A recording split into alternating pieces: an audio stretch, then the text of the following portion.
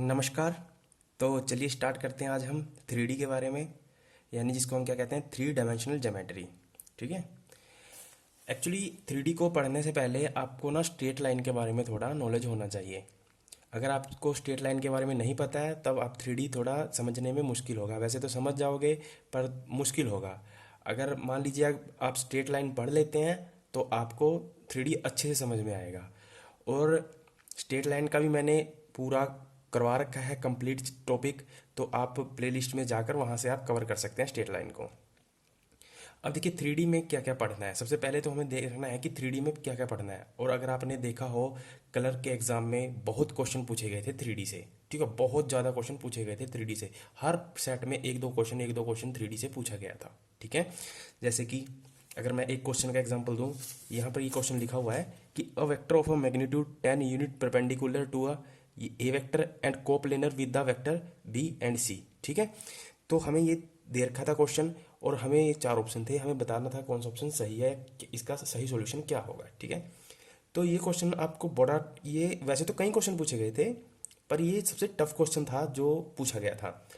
तो इसको करना आसान बात नहीं है। ठीक है, ये तभी समझ में आएगा जब आप पूरा 3D का चैप्टर पूरा मेरा देख लोगे, तब जाके इस क्वेश्चन को सोल्व करने की स्थिति में होंगे। और जो बाकी नॉर्मल क्वेश्चन थे वो मैं एग्जाम्पल के साथ बीच बीच में आपको करवाता भी रहूँगा। ठीक है, और देखिए जो ये 3D का पार्ट है, ये पार्ट है फर्स्ट। ओके, और इसके पार्ट के बाद जो सेकंड पार्ट आएगा, इसमें तो मैं पूरा थ्योरेटिकल बताऊंगा आपको कि कैसे क्या क्या पूछा जा सकता है इसमें। ठीक है, डायरेक्ट क्या क्या पूछा जाता है और हमें क्या क्या तैयार करके जाना है। अगला जो पार्ट आएगा 3D का, वो तो मेरे जो पेड कोर्स है उसी में ही वही बच्चे देख पाएंगे इस पार्ट को, क्योंकि उसमें हम क्वेश्चन प्रैक्टिस करेंगे। ठीक है, तो देखिए ये क्वेश्चन है 3D के लगभग 20 से 25 क्वेश्चन है। ठीक है, और 20 से 25 क्वेश्चन इसमें हो जाएंगे, 20 से 25 क्वेश्चन ये हो जाएंगे, तो 3D से 40-50 क्वेश्चन हो जाएंगे तो बहुत हो जाएगा। इतना कितना करोगे। ठीक है, इसी को आप बार बार करते रहोगे ना तो और भी कॉन्सेप्ट आपका मजबूत होता रहेगा।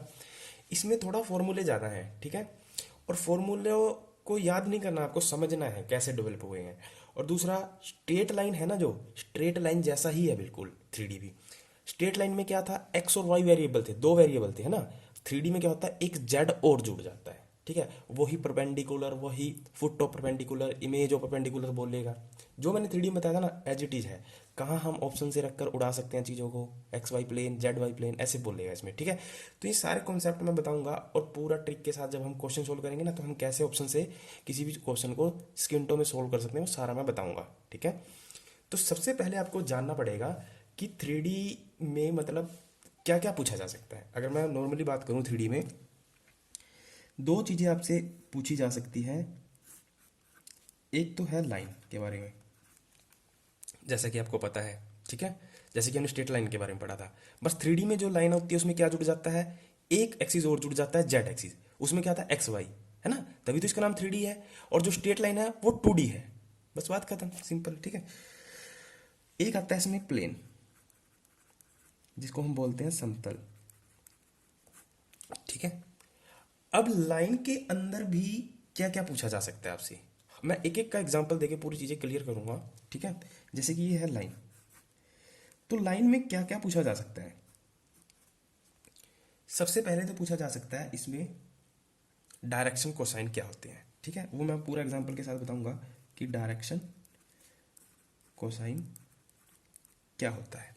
ठीक है, दूसरा इसमें जो आपसे पूछा जाता है वो पूछा जा सकता है, अच्छा डायरेक्शन कोसाइन में भी क्या है कि एक तो पॉइंट देकर पूछ लेगा और एक दो पॉइंट देकर फिर पूछ लेगा कि इसके डायरेक्शन कोसाइन बताइए। ठीक है, अगर मैं इसको भी आगे दो भागों में बांटना चाहूँ तो बांट सकता हूँ। कैसे कि एक तो सिंगल पॉइंट देकर पूछ लेगा।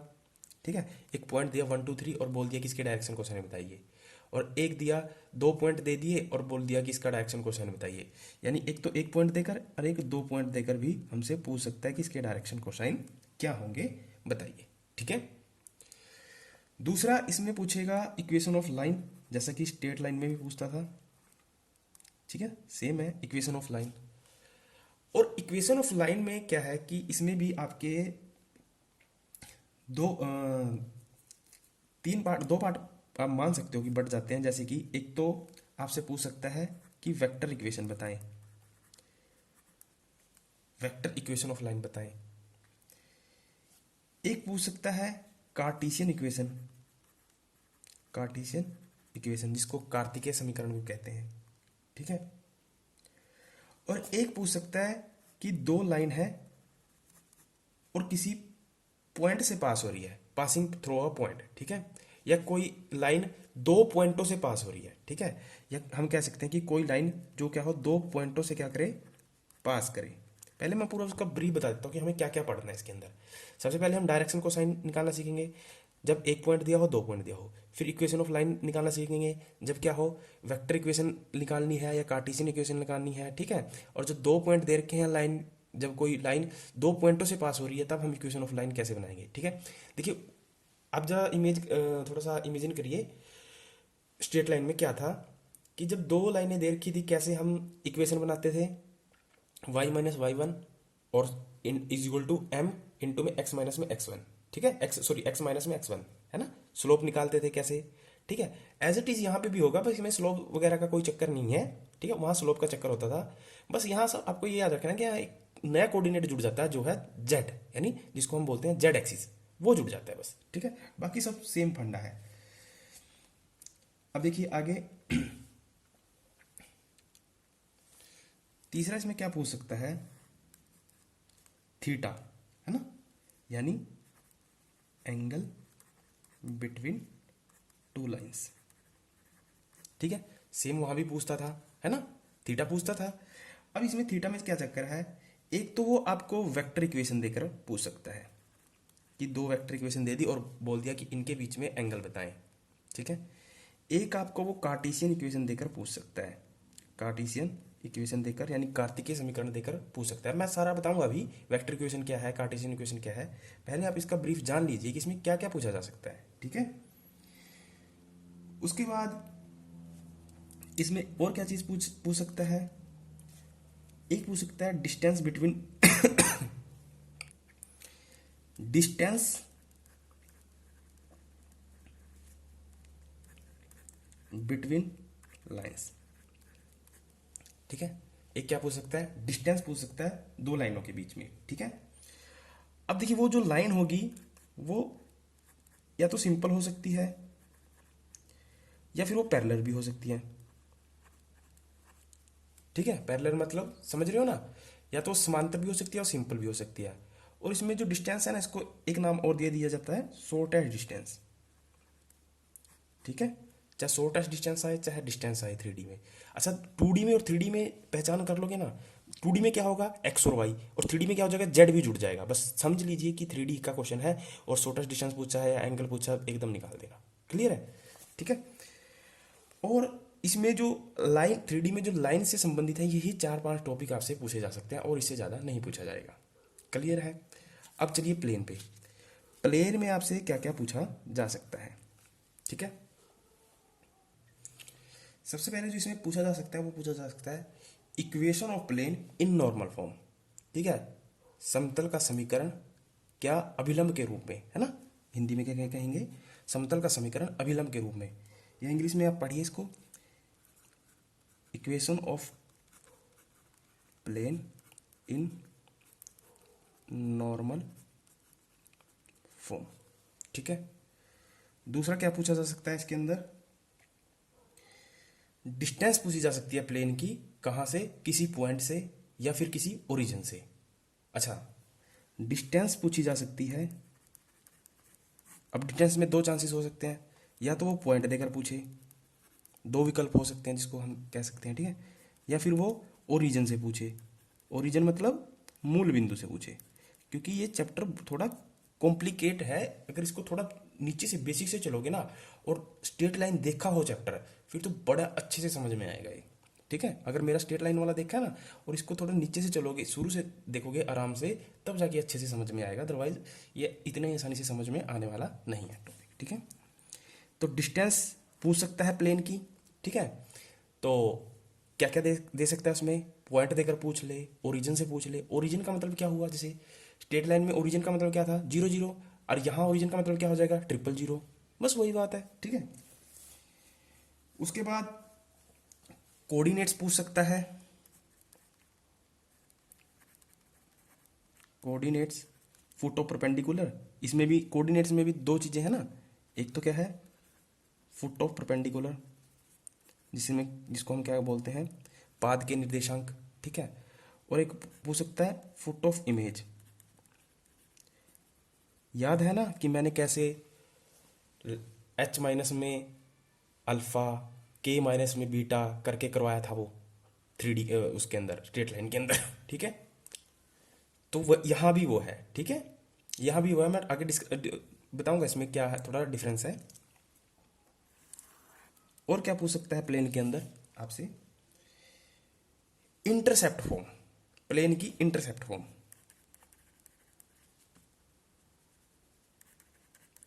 इंटरसेप्ट फॉर्म जिसको क्या बोलते हैं अंतःखंड रूप, है ना, अंतःखंड रूप। अब जरा याद आएगा आपको, याद है स्ट्रेट लाइन में जो इंटरसेप्ट फॉर्म थी क्या थी, एक्स अपॉन में वाई अपॉन में बी इज इक्वल टू 1, ठीक है। तो यहाँ इंटरसेप्ट फॉर्म क्या बन जाएगी, एक्स अपॉन में ए, वाई अपॉन में बी और जेड अपॉन में सी इज इक्वल टू 1। मैंने कहा ना कि इसके साथ एक नया कोऑर्डिनेट जुड़ जाता है जेड, बस, ठीक है। आपको ज़्यादा ये नहीं जानना कि प्लेन कैसा है कैसे, ये प्लेन वो नहीं है जो आप समझ रहे हो प्लेन उड़ने वाला प्लेन, ठीक है, वो प्लेन नहीं है, ठीक है। तो आपको मैं जो भी करवा रहा हूँ ना, आपको इसी पे थोड़ा रिलायबल होना पड़ेगा, इसी पे आपको विश्वास करना पड़ेगा और बार बार इसको देख के बार बार इसके नोट बनाकर बार बार रिवाइज करना पड़ेगा, ठीक है। आज का जो चैप्टर देख लेते हो ना आप, और जितने भी क्लर्क में क्वेश्चन आए हुए थे, मैं गारंटी के साथ कहता हूँ कि एक भी क्वेश्चन आपसे ना बने, सारे क्वेश्चन बन जाएंगे, ठीक है। अब देखिए प्लेन में क्या पूछ सकता है इंटरसेप्ट फॉर्म, आगे मैं पूरा डिटेल में बताऊंगा कि एक एक एग्जांपल लेके सबका कराऊंगा, ठीक है। और क्वेश्चन प्रैक्टिस तो फिर मेरा पेड कोर्स चलता ही है, आपको पता ही है, ठीक है। अगर आप ज्वाइन करना चाहते हैं तो आप मेरे को 8295447652 पर आप मेरे को मैसेज कर सकते हो, व्हाट्सअप कर सकते हो, तो वहाँ मैं बता दूंगा प्रोसेस क्या है ज्वाइन करने का। उसके बाद इसमें क्या पूछ सकता है, एंगल पूछ सकता है, किसके बीच में, बिटवीन टू प्लेन्स, है ना। तो एंगल बिटवीन टू प्लेन्स, ठीक है, दो समतलों के बीच में क्या पूछ सकता है, एंगल पूछ सकता है, ठीक है। अब देखिए और क्या पूछ सकता है इसके अंदर,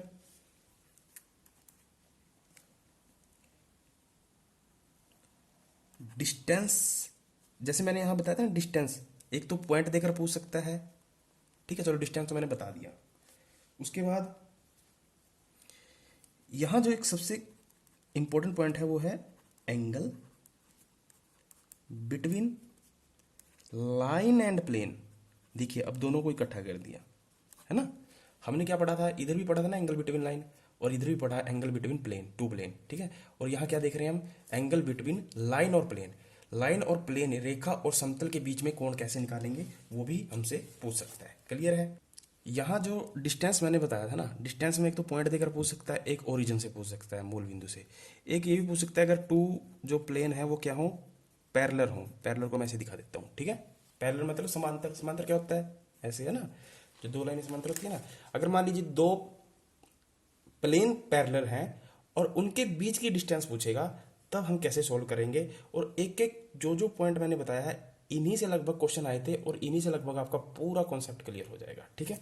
इस पूरे चैप्टर के अंदर हमें सिर्फ यही चीजें पढ़नी है और कुछ नहीं पढ़ना, और उसके बाद हमें क्वेश्चन प्रैक्टिस करना है, ठीक है। तो चलिए स्टार्ट करते हैं, हम करते हैं स्टार्ट लाइन से, और मैं एक एक एग्जांपल के साथ आपको बताता चलूंगा, ठीक है। तो सबसे पहले देखेंगे हम डायरेक्शन कोसाइन क्या होता है। तो सबसे पहले देखते हैं हम डायरेक्शन कोसाइन, ठीक है। तो डायरेक्शन कोसाइन क्या होता है, कैसे पूछता है। तो डायरेक्शन कोसाइन में क्या चीजें, दो चीजें थी, एक तो पॉइंट देकर पूछ सकता है, एक सिंगल पॉइंट और एक डबल पॉइंट देकर पूछ सकता है, ठीक है। तो जैसे कि फॉर एग्जांपल पहले हम सिंगल पॉइंट का देखते हैं, फिर डबल पॉइंट का देखते हैं, ठीक है। जैसे कि देखिए, जैसे कि फॉर एग्जांपल पहले हम सिंगल पॉइंट का देखते हैं, हमें दे दिया एक पॉइंट 2 -1 -2, ठीक है, और बोल दिया कि इसके क्या बताएं, डायरेक्शन कोसाइन बताएं, ठीक है, क्या बताएं इसके डायरेक्शन कोसाइन। तो डायरेक्शन कोसाइन निकालना बहुत आसान है। देखिए जो कोऑर्डिनेट है, जैसे ये एक्स है, ये वाई है, ये जेड है, ठीक है। तो इसके अपॉन में इसका मैग्नीट्यूड, इस पूरे का मैग्नीट्यूड निकाल लीजिए। तो इसका मैग्नीट्यूड निकालोगे तो क्या आएगा, तो मैग्नीट्यूड तो आपको आता होगा निकालना, ठीक है। 2 का स्क्वायर 4 और -1 का स्क्वायर 1 और -2 का स्क्वायर 4, तो कितना आ जाएगा, √9, और √9 किसके इक्वल होता है, 3 के इक्वल, ठीक है। तो इसका मैग्नीट्यूड कितना आया, 3। अब इसके डायरेक्शन कोसाइन क्या होंगे, तो हम क्या करेंगे, 2/3 माइनस का 1/3 और माइनस का 2/3।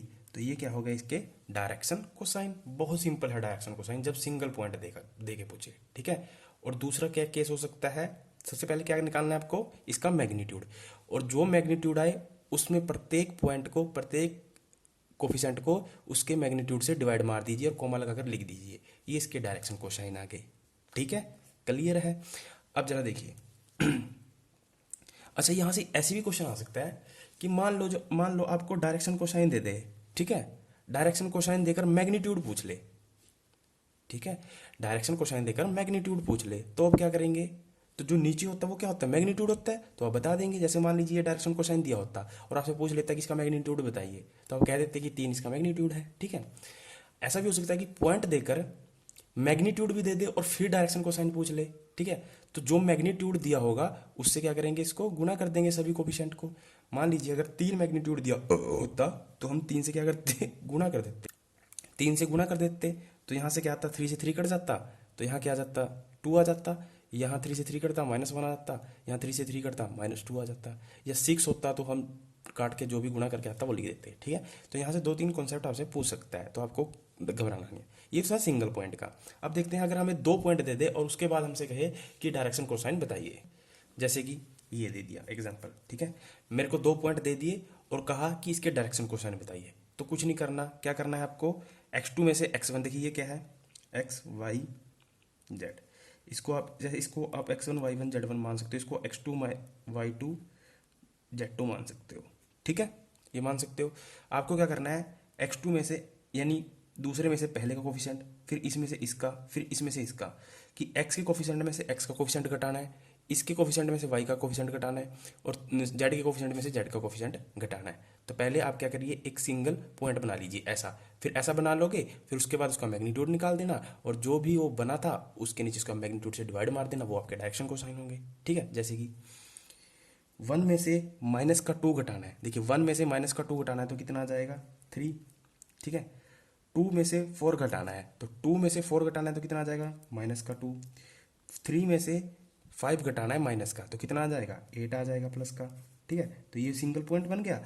अब इसका क्या निकाल दीजिए आप, मैग्नीट्यूड। तो मैग्नीट्यूड निकालना आसान है, कैसे, 9 4 64, यही आएगा, 8 × 64, 2 दूनी 4, 3 × 9, ठीक है। अब जोड़िए इसको, ये कितना बन गया, 68, और 9 कितना हो जाएगा, 10, 7 77 बन जाएगा, यानी √77, ठीक है। और ये किसी का रूट होता नहीं। तो उसके बाद इसके डायरेक्शन कोसाइन क्या होंगे, जो नया वेक्टर बना है ना, जो नए पॉइंट बने हैं उसके साथ लिखना है आपको, 3/√77 माइनस का 2/√77, 8/√77, क्लियर है। तो ये क्या हो जाएंगे इसके डायरेक्शन कोसाइन, जब क्या हो 2 पॉइंट देकर पूछे, क्लियर है। तो डायरेक्शन कोसाइन का चैप्टर क्लोज। तो डायरेक्शन कोसाइन में आपसे यही पूछेगा और कुछ नहीं पूछेगा, ठीक है। अब देखिए आगे है आपका equation of line, vector equation और कार्टेशियन इक्वेशन क्या होती है, और 2 लाइन देख या 2 पॉइंट देकर कोई इक्वेशन पूछ ले, इक्वेशन ऑफ लाइन पूछ ले, तो हम कैसे सोल्व करेंगे, ठीक है। सबसे पहले इसकी वेक्टर इक्वेशन, ठीक है। तो 3D में जो वेक्टर इक्वेशन होती है वो देखिए कैसी होती है, वो होती है, उसको लिखते हैं हम आर वेक्टर, ठीक है, is equal to a vector plus में लैम्डा बी वेक्टर, ठीक है। आपको ए वेक्टर दिया होगा या ए पॉइंट दे रखा होगा, बी वेक्टर दे रखा होगा, बस उसको इस फॉर्म में बनाना है, सिंपल, ठीक है। ये कहलाती है इसकी वेक्टर इक्वेशन, ठीक है। और आपकी जो कार्टेशियन इक्वेशन है वो क्या होती है, देखिए x माइनस में x1 अपॉन में a is equal to y minus में y1 अपॉन में b is equal to z minus में z1 अपॉन में c, ठीक है। ये होती है आपकी कार्टेशियन इक्वेशन। ये सारी क्या होती हैं, बराबर होती हैं। अब जरा आपको समझना है कि यहाँ ए बी सी क्या होगा और x1 y1 z1 क्या होगा। ये तो फॉर्मूले में है x y z, आपको यहाँ समझना है कि x1 क्या है, y1 क्या है, z1 क्या है, ठीक है। तो जो x1 है, y1 है, ये z1 ये है क्या, x1 y1 z क्या होगा, जो a वेक्टर दे रखा है ना, जो a वेक्टर या a पॉइंट दे रखा होगा वो कहलाएगा, ठीक है। उसके कोफिशिएंट कहलाएंगे x1, जो x के प्लेस पे होगा वो x1, y के प्लेस पे होगा y1, z के प्लेस पे होगा z1, ठीक है। किसके कोफिशिएंट, a वेक्टर के कोफिशिएंट, क्लियर, ये दिमाग में बैठ गया। अब जरा यहाँ ध्यान देना, यहाँ पर क्या है, माइनस है, तो ये फॉर्मूले में माइनस है, तो अकॉर्डिंग टू सिचुएशन जैसे भी हमें कोफिशिएंट दिए होंगे ए वेक्टर के, उस हिसाब से हम माइनस प्लस करेंगे, ठीक है। वो आपको समझ में आ जाएगा। जैसे मान लीजिए ए वेक्टर के, चलो आगे मैं एग्जांपल से क्लियर करवा दूंगा पूरा, ठीक है। तो पहले आपको ये क्लियर हुआ कि x1 y1 z1 क्या होगा, ए वेक्टर के कोफिशिएंट, ठीक है। उसके बाद जो ये ए बी सी है, ए बी सी, ये क्या है, ये क्या होंगे, ये होंगे आपके बी वेक्टर के कोफिशिएंट, ठीक है। तो जो बी वेक्टर के कोफिशिएंट होंगे, तीन कोफिशिएंट दिए होंगे, पहला ए, दूसरा बी, तीसरा सी कहलाएगा, ठीक है। तो ए बी सी क्या होंगे, बी वेक्टर के कोफिशिएंट, ठीक है। तो जो बी वेक्टर होता है वो कहाँ लिखा होता है, नीचे, ए वेक्टर कहाँ लिखा होता है, ऊपर। तो आपको ये भी माइंड याद रखना है, क्योंकि ये चीज़ आपको ना अभी समझ में आ जाएगी ना, आगे बहुत हेल्प करेगा एंगल निकालने में। क्योंकि हमें ना सीधी इक्वेशन ना देकर इस कार्टेशियन फॉर्म में भी दे सकता है कोई भी इक्वेशन, ठीक है। कार्टेशियन फॉर्म में भी दे सकता है, तब हम कैसे सोल्व करेंगे, तब हमारे लिए थोड़ी प्रॉब्लम हो जाती है, ठीक है। तो आप याद रखेंगे जो नीचे कोफिशिएंट लिखे होते हैं वो बी वेक्टर के होते हैं, और ऊपर लिखे होते हैं वो किसके होते हैं, ए वेक्टर के। क्लियर है इतना फंडा। अब जरा एक दो एग्जांपल करते हैं इनसे। फॉर एग्जांपल मैंने ये लिखा है, देखिए, x प्लस में 3 divide by 2 is equal to y minus में 5 डिवाइड बाई 2, जेड प्लस में 6 डिवाइड बाई 2, ठीक है। अब जरा ध्यान से देखना, हमें बनानी है वेक्टर इक्वेशन, और वेक्टर इक्वेशन क्या है हमारी, ये r vector is equal to a vector plus में लैम्डा बी वेक्टर, ठीक है। अब जरा ध्यान दीजिए, ये क्या दे रखी है फॉर्म, कौन सी फॉर्म दे रखी है, कार्टेशियन फॉर्म, कार्टेशियन इक्वेशन की फॉर्म दे रखी है ना, x माइनस में x1, y माइनस में y1, z माइनस में z1। ये सारे कोफिशिएंट अलग अलग भी हो सकते हैं, सेम भी हो सकते हैं, इसमें कोई दिक्कत वाली बात है नहीं, ठीक है। अब मेरे को यहाँ से ये बनानी है इक्वेशन आर वेक्टर, यानी मैं कहूँ R vector is equal to A क्या आएगा, बी क्या आएगा, सी क्या आएगा, ठीक है। अब जरा पीछे याद करिए मैंने क्या बताया था, कि जो x Y Z, x1 y1 z1 होगा, वो किसके कोफिशिएंट होंगे, वो ए वेक्टर के कोफिशिएंट होंगे, यानी ए वेक्टर के कोफिशिएंट होंगे। यानी जो x1 है y1 है, यानी यहाँ पे क्या है 3 है, माइनस का 5 है, ये 6 है, ये किसके कोफिशिएंट होंगे, ए वेक्टर के, ठीक है। और जो नीचे लिखे होंगे वो किसके कोफिशिएंट होंगे, यानी ए बी सी, जो नीचे लिखा होगा ना, ए जैसे यहाँ पे लिखा हुआ ना, कहाँ गया, ए बी सी, ये किसके कोफिशिएंट होंगे, a B c, b vector के। तो मेरे को सब कुछ पता है, मैं आराम से यानी वेक्टर इक्वेशन बना सकता हूँ, कैसे, देखिए। पर आपको यहाँ ये भी ध्यान रखना है कि जो कार्टेशियन इक्वेशन होती है वो क्या होती है, x माइनस में x1, यहाँ पर क्या आ रहा है x प्लस में 3। तो यहाँ पर x प्लस में 3 कब आ सकता है, जब 3 क्या हो, नेगेटिव हो, ठीक है। यानी हमारे पास इक्वेशन क्या होती है, x माइनस में x1, और यहाँ पर क्या आ रहा है x प्लस में 3। तो यहाँ पर प्लस कैसे आ सकता है, जब क्या हो, जो 3 है वो क्या है, नेगेटिव हो, तभी तो माइनस गुना माइनस क्या हो जाएगा, x प्लस में 3, ठीक है। यहां पर माइनस कैसे आ रहा है, जब y क्या हो, पॉजिटिव हो, तभी नेगेटिव आ सकता है, क्योंकि यहां पर क्या है हमारे पास फॉर्मूले में नेगेटिव, फॉर्मूले में निशान क्या है, नेगेटिव। यहां पर फिर प्लस में 6 आ रहा है, तो प्लस में 6 कब आ सकता है, जब 6 क्या रहा हो, नेगेटिव रहा हो। या आपको ये भी नहीं समझ में आ रहा ना, तो आपको क्या करना है, जो भी ऊपर जो ए के कोफिशिएंट दे रखे हैं ना, x1 y1 z1, इनको क्या कर देना है आपको, साइन चेंज कर देना है, जो पॉजिटिव है उसको नेगेटिव कर दीजिए, जो नेगेटिव है उसको पॉजिटिव कर दीजिए, बात खत्म। प्लस का 3 है तो इसको क्या कर देंगे हम, नेगेटिव, ठीक है। तो चलिए, आपको पता है ना कि जो ऊपर x1 y1 z1 होते हैं वो क्या होते हैं, ए वेक्टर के। तो अगर मैं ए वेक्टर निकालना चाहूँ तो क्या होगा, ये प्लस का है तो हम क्या लिख दूंगा इसको, माइनस का 3i, ठीक है। ये प्लस माइनस का है तो मैं इसको क्या लिख दूंगा, प्लस का 5j, क्योंकि आई के बाद जे आता है। ये प्लस का है तो मैं इसको क्या कर दूंगा, माइनस का 6k। क्लियर है, ए वेक्टर बन गया मेरा, ठीक है। और बी वेक्टर में बनाना चाहूँ तो बी वेक्टर क्या होते हैं, जो नीचे कोफिशिएंट दे रखे होते हैं सिंपल, ठीक है। 2i प्लस में 2j प्लस में 3k, यहाँ साइन वगैरह चेंज नहीं करने हैं, ठीक है, क्योंकि यहाँ तो सिंपल लिखा हुआ है ना, ए बी सी, यहाँ साइन वगैरह चेंज नहीं करने। अब इसकी वेक्टर इक्वेशन क्या बनेगी, ये दे रखे हैं, है ना, इसको बना दीजिए। यानी क्या लिखूंगा मैं, माइनस का 3i प्लस का 5j माइनस का 6k प्लस लैम्डा, और हमारा जो बी वेक्टर है वो क्या आया है, 2i प्लस का 2j प्लस का 2k। ये जो बनी मेरी, ये क्या बन गई, वेक्टर इक्वेशन किसकी, 3D की, ठीक है। कितना सिंपल है, ठीक है। बस आपको ये याद रखना है कि जब भी इसमें क्वेश्चन ऐसे भी आ सकता है कि लाइन ना देकर ना इस तरह कार्टेशियन फॉर्म में दे देगा ना, और उससे पूछ लेगा कि एंगल निकाले, डिस्टेंस निकाले, ठीक है। अगर फॉर्मूला याद है तो चल जाएगा, पर आपको जब इस तरह देंगे ना तो उसको कंफ्यूज करने के लिए दिया होगा। पॉइंट हम यहाँ से निकाल सकते हैं, आपको पता होना चाहिए कि जो x1 y1 z1 होंगे वो ए वेक्टर के कोफिशिएंट होंगे, और जो अपॉन में होगा वो बी वेक्टर के कोफिशिएंट दिए होंगे। क्लियर है, यहाँ तक कोई दिक्कत। चलिए एक क्वेश्चन और मैं आपको करता हूँ, कि जैसे मान लीजिए जैसे कि ये एग्जांपल लिखा मैंने, 5 2 -4 3i+2j -8k। हमें ये दे रखा है, एक पॉइंट दे रखा है, एक वेक्टर दे रखा है, और हमसे कह रहा है वेक्टर इक्वेशन बनाएं। ठीक है, तो ये क्या है ए, ये क्या है बी, बस खत्म। और इसके साथ यहाँ प्लस लगाकर लैम्डा चिपका देना, लैम्डा से गुणा कर देना अंदर, क्योंकि क्या होती है वेक्टर इक्वेशन की form, r vector is equal to a vector plus में लैम्डा बी वेक्टर। क्लियर है? ठीक है, अब देखिए इसमें क्या होगा, 5 के साथ क्या लगा दीजिए, आई +2j -4k प्लस में लैम्डा, और यहाँ से ये एज इट इज लिख दीजिए। ये क्या बन जाएगी, वेक्टर इक्वेशन। अगर मुझे इसका कार्टेशियन इक्वेशन लिखना हो तो कोई बड़ी बात है नहीं, कैसे लिखूंगा।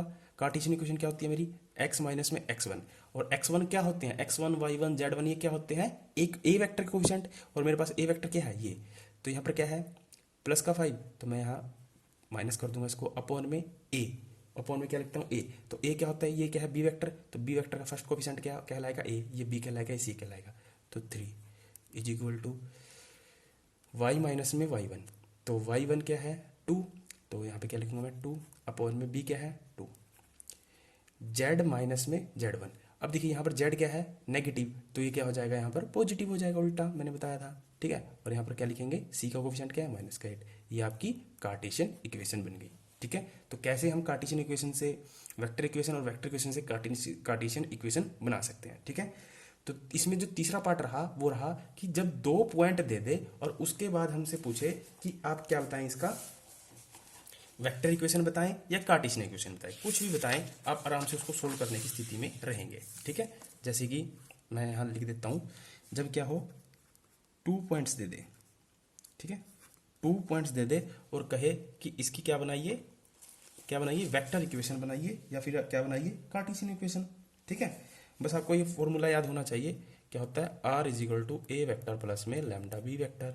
ठीक है, ये पता होना चाहिए, लगभग सारे क्वेश्चन इसी से सोल्व हो जाएंगे। ठीक है, जैसे कि फॉर एग्जांपल मेरे पास पॉइंट है -1 0 2 3 4 6। ठीक है, यहाँ से मेरे को क्या बनानी है, वेक्टर इक्वेशन बनानी है, चाहे कार्टेशियन इक्वेशन पूछ ले, कुछ भी पूछ सकता है। ठीक है, तो ये तो है ए, ये है बी, पर ये क्या है पॉइंट है, तो पहले हम इनसे वेक्टर बनाएंगे। ठीक है, यानी हम क्या बनाएंगे, बी वेक्टर बनाएंगे। वो बी वेक्टर कैसे बनाएंगे, इसके कोफिशिएंट में से ये घटा देते हैं हम, है ना, तभी बनता है। ठीक है, अगर मैं लिखना चाहूँ, पहले मैं अगर लिखना चाहूँ ए वेक्टर क्या होगा, तो ए वेक्टर तो सीधा सीधा लिख दीजिए, माइनस का आई हो जाएगा। ठीक है, उसके बाद जे है नहीं, जे क्या है 0, तो जे को छोड़ देंगे, प्लस में 2 किसकी जगह है, के की जगह, तो हम क्या कर देंगे 2k।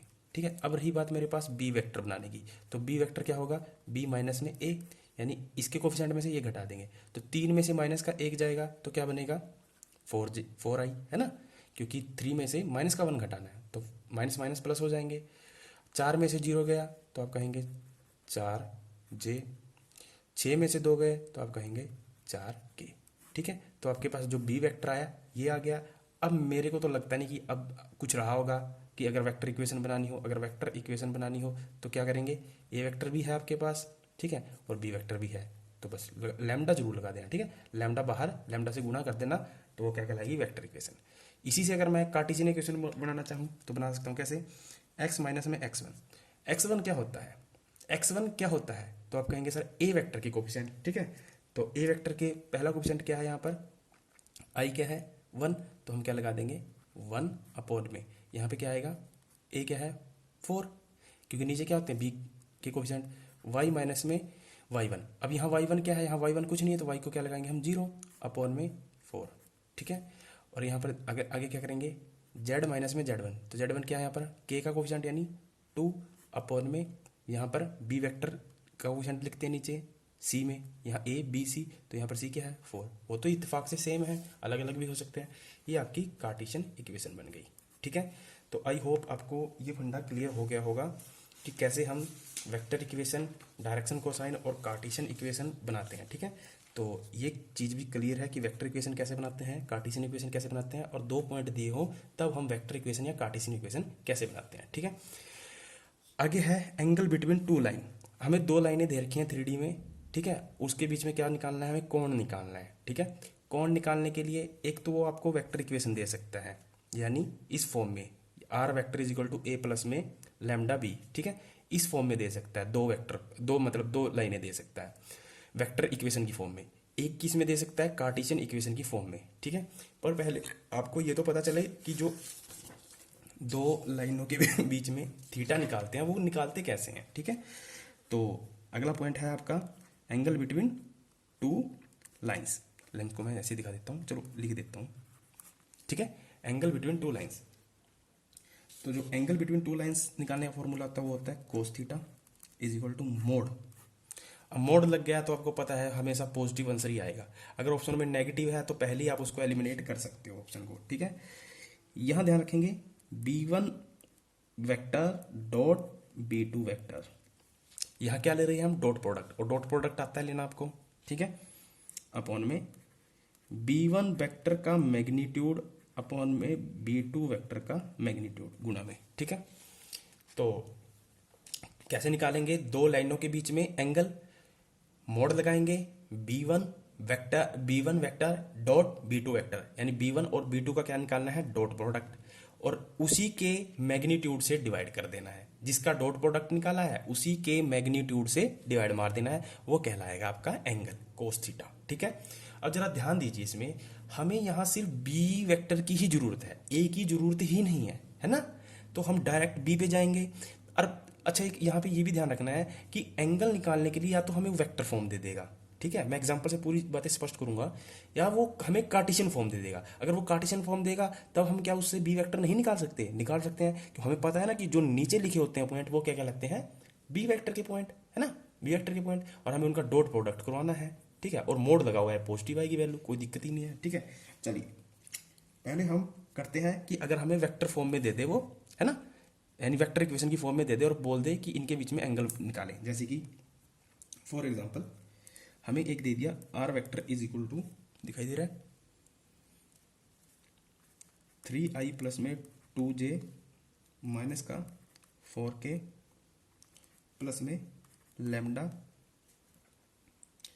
i प्लस में 2j प्लस में 2k, ठीक है। एक वेक्टर इक्वेशन ये दे दी। दूसरी वेक्टर इक्वेशन दे दी, मान ली R1 या R2, ठीक है। 5i माइनस में 2j, यहाँ लेमडा ले लिया, k नहीं है तो k को छोड़ दीजिए, यहाँ लेमडा ले लिया तो यहाँ मान लीजिए दूसरा नाम दे दिया ओमेगा। 3i प्लस में 2j प्लस में 6k, ठीक है। और हमें क्या कहा है कि आप क्या निकाले, इसके बीच में एंगल निकाले। अब जरा आप समझ के देखिए इसको, इस वेक्टर की इक्वेशन को इस वेक्टर की इक्वेशन से कंपैरिजन करके देखिए। हमारे पास क्या होती है वेक्टर इक्वेशन, ए वेक्टर प्लस में लेमडा बी वेक्टर, ठीक है। और थीटा निकालने के लिए मेरे को सिर्फ बी वेक्टर की ही जरूरत है, मेरे को ए से मतलब ही नहीं है, ठीक है। तो आपको पता है जो शुरू में लिखा होता है वो क्या कहलाता है, ए वेक्टर। तो मेरे को इनसे तो मतलब ही नहीं है ना, मेरे को क्या चाहिए, सिर्फ ये जो लेमडा के साथ लिखा होता है वो क्या कहलाता है, बी वेक्टर, ठीक है। और थीटा निकालने के लिए मेरे को बस बी की ही जरूरत है, मेरे को ए से मतलब ही नहीं है, ठीक है। ए से मेरे को मतलब ही नहीं है, आसानी से निकल जाएगा, है ना। तो b1 डॉट b2, तो कोस थीटा क्या होगा, मॉडल लगा देते हैं, b1 डॉट b2, इनका क्या करवाना है, डॉट प्रोडक्ट करवाना है। तो देखिए यहाँ पर i का कोफिशिएंट क्या है 1, तो 1 का 3 डॉट प्रोडक्ट कैसे करते हैं, i की i के साथ, 2 की j के साथ, k की k के साथ, वेक्टर में आपने देखा होगा मेरे साथ। तो 1 की 3 के साथ मल्टीप्लाई करेंगे तो क्या आएगा 3, 2 की 2 के साथ करेंगे तो 4, 2 की 6 के साथ करेंगे तो कितना आएगा 12, ठीक है, क्लियर। उसके बाद क्या है, इन दोनों के मैग्नीट्यूड से डिवाइड मारना है। तो जैसे मान लीजिए b1 मान लीजिए, b2 मान लीजिए, है ना, दो लाइनें हैं, तो इसका मैग्नीट्यूड क्या आएगा, आप देख रहे हो 1 का स्क्वायर 1, 2 का स्क्वायर 4, फिर 2 का स्क्वायर 4, तो 9, और 9 का रूट क्या होता है 3, तो पहले का मैग्नीट्यूड कितना आ गया 3, ठीक है। यहाँ देखिए 3 का स्क्वायर 9, 2 का स्क्वायर 4, तो देखिए यहाँ से देखिए चिकम चिकम 36, और 36 और 4 40, और 9 49, और 49 किसका होता है रूट 7 का, ठीक है। तो यहाँ पे क्या आ जाएगा 7, बिल्कुल मैंने शॉर्ट में कर दिया। कैलकुलेशन आप फास्ट होनी चाहिए माइंड में, बिल्कुल क्योंकि आपके सारे कॉन्सेप्ट क्लियर है, आपके वेक्टर के कॉन्सेप्ट क्लियर है, और आपके स्ट्रेट लाइन के कॉन्सेप्ट क्लियर है सारे, मैं ये मान के चल रहा हूँ क्योंकि मैंने दोनों चैप्टर करवा दिए हैं, ठीक है। तो आपको क्रॉस प्रोडक्ट भी निकालना आता है, क्रॉस प्रोडक्ट की मैंने ट्रिक बताई थी, जो भी बताया था सब कुछ आपको बता रखा है, कुछ नहीं आपसे छिपा है।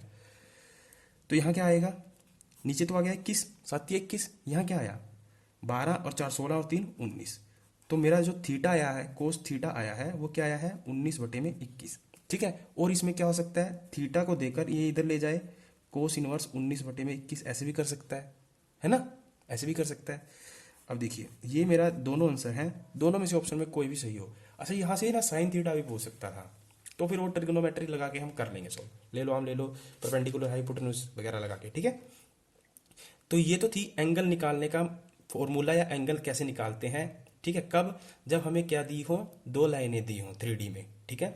अब जरा समझिए, ये तो थी वेक्टर इक्वेशन की फॉर्म में। अगर हमें दो लाइनें किस में दे दी जाए, कार्टेशियन इक्वेशन की फॉर्म में दे दी जाए, तब हम कैसे निकालेंगे, ठीक है। जरा समझिए इसको भी। फॉर एग्जाम्पल मैं लिख देता हूँ। हमारे पास एक एग्जाम्पल ये है कि हमें ये दो कार्टेशियन इक्वेशन की लाइनें दे रखी हैं, दो कार्टेशियन इक्वेशन दे रखी हैं, और हमें क्या बताना है, इनके बीच में कोस थीटा बताना है, यानी एंगल बताना है। तो एंगल निकालने के लिए मेरे को क्या चाहिए, मेरे को क्या चाहिए, B1 डॉट B2, यानी B1 और B2 का डॉट प्रोडक्ट, और अपॉन में इन दोनों का मैग्नीट्यूड से डिवाइड मारना है। सबके बाहर मोड लगा हुआ है, ठीक है। तो मैं आसानी से निकाल सकता हूँ। क्या आप इस कार्टेशियन इक्वेशन से, अच्छा देखिए हमें किससे काम है, हमें बी से काम है, बी वेक्टर से काम है ना, हमें ए से कोई मतलब नहीं है, ठीक है। और आपको ये भी पता है अच्छे से कि जो अपॉन में लिखा होता है वो क्या होते हैं, बी वेक्टर, ठीक है। हम इसको मान लेते हैं B1 और इसको क्या मान लेंगे, B2। तो 3, 5, 4 ये B1 के कोफिशिएंट हो जाएंगे, 1, 1, 2 ये B2 के कोफिशिएंट हो जाएंगे। तो क्या यहाँ से कोस थीटा निकालना आपके लिए मुश्किल है? बिल्कुल ईजी है, मेरे को तो लगता नहीं मुश्किल है। जैसे कि cos theta is equal to, mod लगा दीजिए। हम क्या करते हैं, B1 डॉट B2, मान लीजिए B1 है और ये B2 है, तो 3 की 1 के साथ गुणा करेंगे, 3 एकम 3, प्लस में 5 की 1 के साथ 5 एकम 5, 4 की 2 के साथ 4 दूनी 8, ठीक है, डिवाइड बाय। अब दोनों के क्या करना है, मैग्नीट्यूड से डिवाइड मारना है। इसका मैग्नीट्यूड क्या आएगा, 3 तिया 9, 5 5 25, 9 25 16, ठीक है। तो कितना आएगा, 9 और 5 14, और 14 और 6 20, हाँ से चढ़ गया 2, कितना आ जाएगा 50, ठीक है। तो पहले का मैग्नीट्यूड कितना आया, 50। दूसरे का 1 1 2 कितना आ जाएगा, √6, यानी 2 का स्क्वायर क्या होता है 4, इसका 1 1, तो 4 1 5 और 1 6, तो √6, ठीक है। अच्छा ऊपर देखिए क्या बचता है, 5 और 3 8 और 8 8, 16 बटे में √50 इंटू में √6, यहाँ तक सही है। अच्छा इसको और मॉडिफाई आगे किया जा सकता है अपनी सहूलियत के हिसाब से। अब देखिए यहाँ तक भी छोड़ दोगे अगर ऑप्शन में ये है तो ठीक है, अगर इसको और मॉडिफाई करना चाहो, अच्छा ऑप्शन में मान लीजिए 3 ऑप्शन दे रखे हो और ये ना दे रखा हो और चौथा ऑप्शन दे दे नन ऑफ दिस, ठीक है। और आप कभी खुशी में पहले अपनी कैलकुलेशन चेक करें कि देखिए मैंने कैलकुलेशन तो नहीं गलत कर दी, और फिर जब आपने कैलकुलेशन दोबारा चेक की और लगा पता कि नहीं मेरी कैलकुलेशन सही है और ऑप्शन में नन ऑफ दिस भी है और आप नन ऑफ दिस लगा दें, तो वो आपका पूरा क्वेश्चन गलत हो जाएगा, ठीक है। क्यों गलत हो जाएगा, क्योंकि आप इसको मॉडिफाई कर सकते हो आगे। कैसे, आप रूट यानी 50 को क्या लिख सकते हो, 25 इंटू 2 लिख सकते हो, ठीक है। तो देखिए यहाँ पर 16 अपॉन में 25 इंटू में 2 और यहाँ पर √6, ठीक है।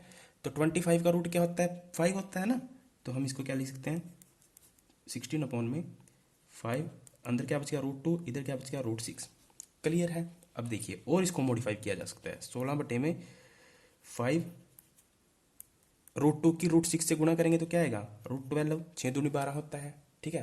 अब इसको और मॉडिफाई किया जा सकता है, ऐसा भी ना हो ऑप्शन में, तो इसको और मॉडिफाई किया जा सकता है। कैसे, देखिए रूट अपॉन में 5 गुणा में 12 को क्या लिख सकते हो, 4 गुणा में 3, और 4 का रूट क्या होता है 2, √3, ऐसे कर सकते हो, है ना। अब देखिए यहाँ से 2 से 8 कटा कितनी बार, तो आप कहेंगे सर 8 बटे में 5√3, ठीक है। 2 से 8 बार 16 कट गया 8 टाइम, ठीक है। तो क्या बचा 5√3 अपॉन में 8, ये आपका आंसर हो सकता है, ठीक है। अब अकॉर्डिंग टू ऑप्शन डिपेंड करता है कि वहाँ क्या दे रखा है, क्लियर है, कोई दिक्कत यहाँ तक। तो हमने क्या सीखा कि हम कैसे दो एंगल निकाल सकते हैं लाइन के बीच में, जब या तो हमें क्या दे रखी हो, वेक्टर इक्वेशन की फॉर्म में या कार्टेशियन इक्वेशन की फॉर्म में दे, तो हमें हमारा जो एंगल वाला कॉन्सेप्ट है वो भी क्लियर हुआ। किसका एंगल, लाइन का। अभी तो प्लेन पड़ा है ना, तो कोई बात नहीं, वो भी करेंगे धीरे धीरे, वहां तक भी पहुंचेंगे। उसके बाद है शॉर्टेस्ट डिस्टेंस, डिस्टेंस निकालनी किसके बीच में, लाइन के बीच में। तो लाइन के बीच में डिस्टेंस निकालने के लिए हमारे पास दो ऑप्शन, दो आगे विकल्प हो सकते हैं। एक तो सिंपल 2 लाइनें दे दे, एक पैरेलल 2 लाइनें दे दे। तो जब 2 पैरेलल लाइनें देगा लाइंस में, ठीक है, तो हम कैसे निकालेंगे, और जब सिंपल देगा तो हम कैसे निकालेंगे, ठीक है। चलिए तो देखिए हमारे पास डिस्टेंस निकालने के दो ऑप्शन हो सकते हैं, या तो पैरेलल लाइन दे दे या सिंपल लाइन दे दे। तो पहले हम सिंपल लेके चलते हैं। मान लीजिए दो लाइनें क्या हैं, पैरेलल हैं। टू लाइनें क्या हैं, सॉरी सिंपल दो लाइनें दे रखी हैं, उनके बीच में हमें डिस्टेंस निकालनी है। ठीक है, तो देखिए डिस्टेंस निकालने का क्या फॉर्मूला होता है लाइंस के बीच में, तो वो होता है, सबसे पहले तो लगाएंगे मोड। जैसे ही मोड लगा तो आप समझ गए कि पॉजिटिव वैल्यू ही मिलेगी हमें। ठीक है, B1 क्रॉस में B2। ठीक है, हमें पता है B1 वेक्टर क्या होता है, B2 वेक्टर क्या होती है, ये सब पता है हमें। ठीक है, जो नीचे लिखे होते हैं वो B1 बी के मतलब बी वेक्टर के कोफिशिएंट होते हैं। तो B1 वेक्टर और B2 वेक्टर का क्या करना है, हमें क्रॉस करना है। क्रॉस प्रोडक्ट आता है निकालना, वेक्टर में आप जाके देख सकते हैं। और डॉट करना है A2 माइनस में A1। अब हमें हमारे हमारे पास इसमें कुछ नया है, A2 भी पता है हमें, A1 भी पता है, क्योंकि दो लाइनें दे रखी होंगी ना, तो उसमें A1 और A2 निकाल लेंगे। जो पहला वेक्टर लिखा होता है वो क्या लिखा होता है, A1, और दूसरा क्या लिखा होगा, A2 लिखा होगा। ठीक है, उन दोनों का A2 में से A1 घटाकर और B1 क्रॉस B2 का क्या करवाना है, क्रॉस प्रोडक्ट। ठीक है, सॉरी डॉट प्रोडक्ट, इनका करवाना है दोनों का डॉट, और इन दोनों का करना है क्रॉस, और डिवाइड मारना है B1 क्रॉस B2 के मैग्नीट्यूड से। ये कहलाएगा डिस्टेंस, सिंपल। ठीक है, फॉर एग्जांपल हम एग्जांपल से करते हैं क्लियर। उदाहरण के लिए मेरे पास दो वेक्टर इक्वेशन की दो लाइनें दे रखी हैं वेक्टर इक्वेशन फॉर्म में, जैसे कि एक तो ये है और एक ये है। मुझे क्या निकालना है इनके बीच में, डिस्टेंस। ठीक है, और डिस्टेंस का मेरे को फॉर्मूला भी पता है, मैं इसको कैसे अप्लाई करूंगा। देखिए मेरे को क्या चाहिए, एक तो B1 क्रॉस B2। जैसे ही मैं B1 क्रॉस B2 निकाल लेता हूँ और उसका एक के साथ मैं उसका मैग्नीट्यूड भी निकाल लूंगा, तो दोनों चीज़ें ये एक के साथ ही कवर हो जाएंगी, और A2 माइनस में A1 निकालना आसान है। अब मेरे को बताइए जो वेक्टर इक्वेशन होती है वो क्या होती है, r vector is equal to a plus में लैम्डा बी वेक्टर, ये होता है। ठीक है, तो अब खुद सोच के बताइए, क्या मेरे लिए यहाँ से मुश्किल है A2 और A1 निकालना, क्या मुश्किल है, बिल्कुल ईजी है यार। ठीक है, A2 और A1 निकालना बिल्कुल ईजी है, बताओ कहाँ दिक्कत आएगी। तो अगर आप कंपेयर करते हो तो आपको पता है ना, जो पहले वाला होता है वो ए वेक्टर होता है, और जिसके साथ लैम्डा लगा होता है, लैम्डा गुणा में होता है, वो क्या होता है, बी वेक्टर। देखिए लैम्डा बी के साथ गुणा में है, ए के साथ में तो नहीं है ना, किसके साथ में, बी के साथ में है। और यहाँ पर लैम्डा ले लिया तो दूसरी लाइन में मुझे कोई और वेरिएबल लेना पड़ेगा। ठीक है, और कॉन्स्टेंट लेना पड़ेगा। जैसे मान लीजिए मैंने ओमेगा ले लिया, कुछ भी ले लिया। ठीक है, यहाँ पे क्या है, प्लस, यहाँ ठीक कर लेना, यहाँ प्लस है। ठीक है, अब जब सबसे पहले हम क्या करते हैं, A2 माइनस में A1 ही फाइंड आउट कर लेते हैं। अगर मैं A2 माइनस में A1 फाइंड आउट करूँ तो मेरे पास क्या आएगा, मुझे क्या करना है, A2 में से A1, ये क्या है A1 और ये क्या होगा A2। तो दो में से यानी I के कोफिशिएंट में से I का, J के में से J का, K के में से K का, सिंपल। तो दो में से एक गया तो आप कहेंगे सर एक। ठीक है, प्लस के J में से, यहाँ J का कोफिशिएंट क्या है 1, यहाँ J का कोफिशिएंट क्या है 1, तो दोनों प्लस है, तो 1 में से 1 जाएगा तो क्या आएगा 0। ठीक है, यहाँ पर क्या है K माइनस का K के साथ कुछ नहीं है, तो कोफिशिएंट इसका क्या होगा, माइनस का 1। माइनस के 1 में से, अच्छा यहाँ K का कोई कोफिशिएंट नहीं है, तो यहाँ K का क्या लगाएंगे, हम 0 लगाएंगे। तो माइनस 1 में से 0 गया तो क्या आएगा, माइनस का 1 ही आएगा। ठीक है, तो मेरे पास इसकी वैल्यू आ गई, ये मेरे को इसी मतलब है। अब मेरे को चाहिए B1 क्रॉस B2, तो मैं B1 क्रॉस B2 भी निकाल सकता हूँ। कैसे, अब देखिए आपको क्रॉस प्रोडक्ट आना चाहिए निकालना। ठीक है, कहाँ आप लेंथी मेथड से निकालोगे, मैंने शॉर्टकट बता रखा है, मैं यहाँ शॉर्टकट से ही निकाल के दिखाऊंगा। तो यहाँ पर B1 और B2 पहचान जाओगे क्या है, देखिए B1 क्या है 2 माइनस का 1 1 3 माइनस का 5 2, ये B1 है, ये B1 है, और नीचे वाला B2 है। तो मैं क्या लिखूंगा 2 माइनस का 1 1। क्रॉस प्रोडक्ट निकालने के लिए क्या करना होता था, इसको दोबारा रिपीट कर दीजिए, 2 माइनस का 1 1। ठीक है, और B2 क्या है 3 माइनस का 5 2, इसको रिपीट कर दीजिए 3 माइनस का 5 2। ठीक है, उसके बाद मैंने क्या बताया था, इधर से पहले वाला और इधर से लास्ट वाला दोनों को काट दीजिए। ठीक है, और फिर उसके बाद क्रॉस क्या करना है, डिटर्मिनेंट निकालना स्टार्ट कर दीजिए। जैसे कि 2 की 1 के साथ गुणा करेंगे माइनस के 1 के साथ, तो क्या आएगा, माइनस का 2 आएगा, है ना। और माइनस करना है इस वाली क्रॉस का मल्टीपल, -5 की 1 के साथ गुणा करेंगे तो क्या आएगा, माइनस का 5। और हमें क्या करना था, माइनस करना था, फॉर्मूले में होता है माइनस, और इसकी इसके साथ गुणा करके क्या आएगा, माइनस का 5 आएगा। तो आपको पता है ये क्या बन जाएगा, माइनस गुणा माइनस प्लस, और माइनस का 2 प्लस का 5, तो क्या आ जाएगा 3, किसका, प्लस का, क्योंकि प्लस के ज़्यादा है, तो ये खत्म हुआ। अब इसकी इसके साथ 3 की 1 के साथ क्या आएगा 3, और 2 की 4 के साथ क्या आएगा 4, 2 की 2 के साथ क्या आएगा 4, तो 3 में से 4 गया, 3 में से 4 गया तो क्या आएगा माइनस का 1। तो हमें यहाँ क्या दूसरा कोफिशिएंट क्या आ जाएगा मेरा, माइनस का 1।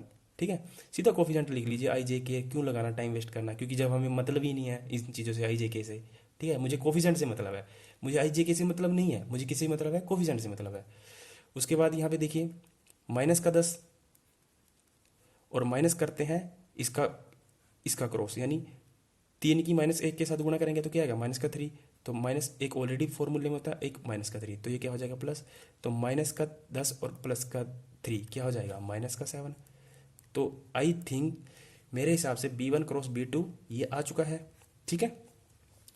अब मेरे पास A2 -A1 भी है, वो क्या है ये, और B1 क्रॉस B2 भी आ गया मेरे पास, ठीक है। इनका क्या करवाना है डॉट, और नीचे B1 क्रॉस B2 का मैग्नीट्यूड, यहाँ सीधा आप मैग्नीट्यूड भी निकाल लीजिए जल्दी से, ठीक है। तो क्या आएगा 3 का 9 -1 का 1 स्केयर करते हैं ना, और 7 का 49, ठीक है। तो 49 और 1 50 और 5 59, तो 59 क्या आ गया मेरा, नीचे वाला मेरा क्लियर हो गया, ऊपर वाला भी आसानी से हो जाएगा, ठीक है। B1 क्रॉस B2 क्या आया मेरा, ये A2 -A1 क्या है, ये है। अब देखिए इसका क्या करना है, क्या करवाना है हमें, डॉट करवाना है। तो 3 की किससे करवाएंगे, आई की कोफिशिएंट से, जे की के से, ठीक है। तो 3 की 1 के साथ तो क्या आएगा 3, -1 की 0 से साथ करवाएंगे तो 0, -7 की 1 के साथ करवाएंगे, -1 के साथ क्या आएगा +7, अपॉन में मैग्नीट्यूड कितना है मेरा 59। तो आप देखेंगे 3 और 7 कितना हो जाएगा 10/59 का मैग्नीट्यूड। ये क्या आ गया मेरा शॉर्टेस्ट डिस्टेंस आ गया, जब हमें क्या दी हो, 2 सिंपल लाइनें दी हो, ठीक है, ये सिंपल लाइन है। दूसरा क्या है कि जब 2 पैरेलल लाइन दी हो, पैरेलल लाइन दी हो या कहीं हम समांतर लाइंस दी हो, ठीक है, तब हम शॉर्टेस्ट डिस्टेंस डिस्टेंस कैसे निकालेंगे किसी भी दो पैरेलल लाइन के बीच में, ठीक है। तो उसका फॉर्मूला क्या है, देखिए पैरेलल लाइन के बीच में डिस्टेंस निकालना, तो क्या होगा B1 vector cross A2 minus में A1, मैग्नीट्यूड तो लगा दीजिए बाहर, अपॉन में B1 का मैग्नीट्यूड, सिंपल। तो यहाँ क्या दिक्कत है, B1 भी पता है आपको, और यहाँ B2 से मतलब नहीं दिया तो नहीं मतलब, ठीक है। जब 2 सिंपल लाइनें दे रखी थी और उनमें हमें क्या निकालना था, उनमें हमें क्या बोलते हैं शॉर्टेस्ट डिस्टेंस निकालनी थी, तब फॉर्मूला अलग था। अब पैरेलल लाइन दे दी हैं 2, तब फॉर्मूला अलग है, ठीक है, सिंपल है। तो अब हम इसको कैसे फाइंड आउट करेंगे, तो B1 भी है और A2 भी है, A1 भी पता है आपको, और B1 का मैग्नीट्यूड भी निकालना आता है, क्रॉस। अच्छा यहाँ याद रखेंगे, यहाँ क्या था डॉट, यहाँ क्या है क्रॉस, इस चीज़ को थोड़ा ध्यान में बिठा लेना, कभी यहाँ भी डॉट कर दो तो सारा सोल्व किया क्वेश्चन ही आपका गलत हो जाएगा। एक एग्जाम्पल से मैं सारी बातें स्पष्ट करवाता हूँ आपको।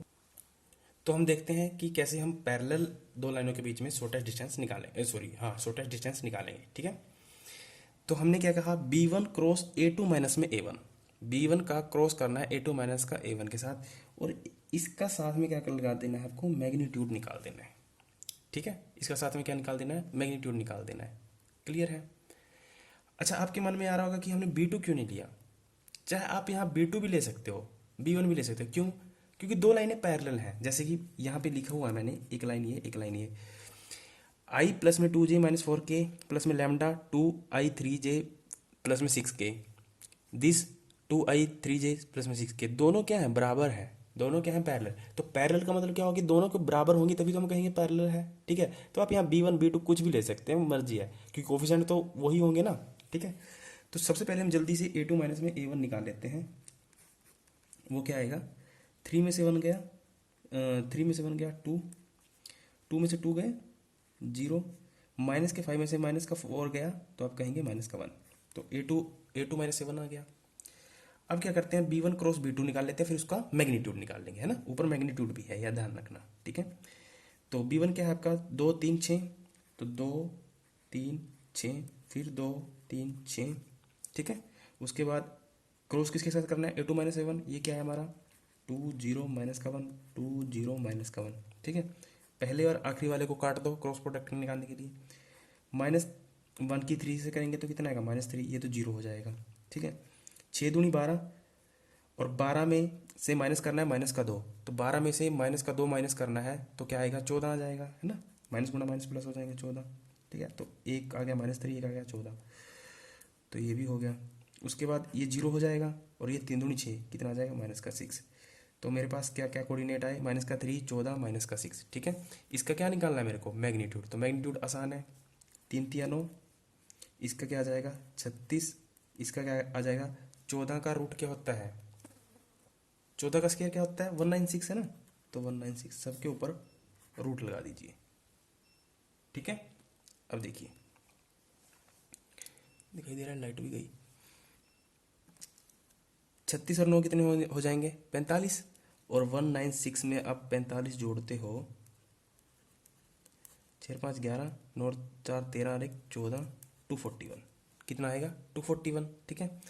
तो रूट 241 क्लियर है, एक बार ज़रा ध्यान से देखना, ठीक है।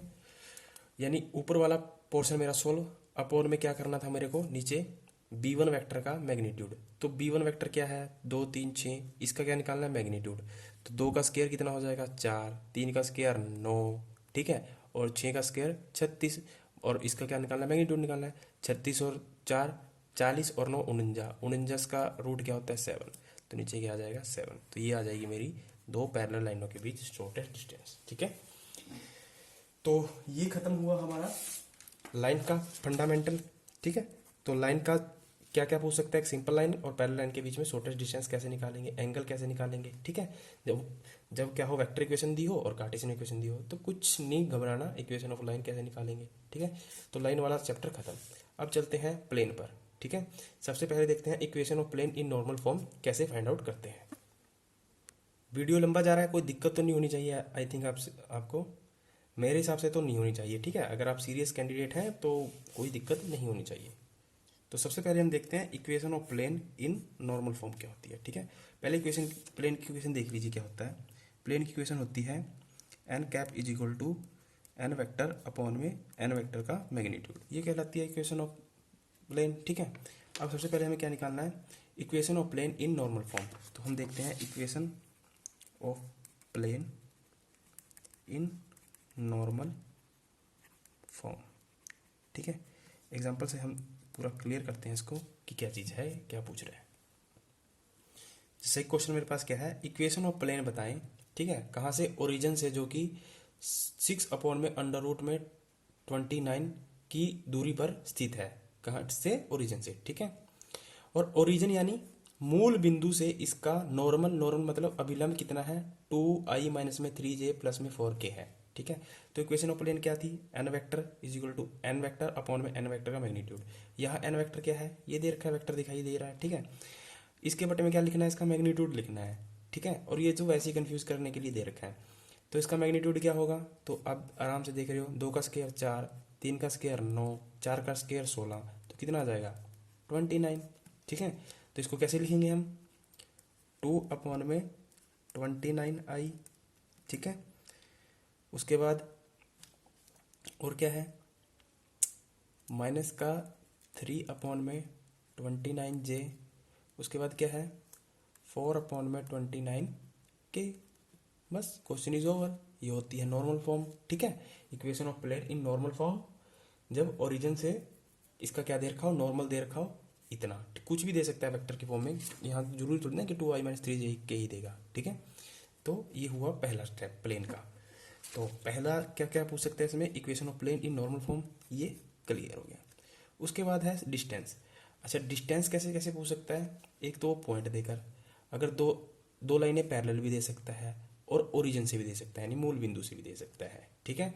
कि प्लेन की डिस्टेंस बताएं, कहाँ से, ओरिजिन से, पॉइंट से और दो पैरेलल लाइन से। तो तीनों केस हो सकते हैं, तीनों केसों को हम देखते हैं एक एक बार और एक एक एग्जाम्पल के साथ।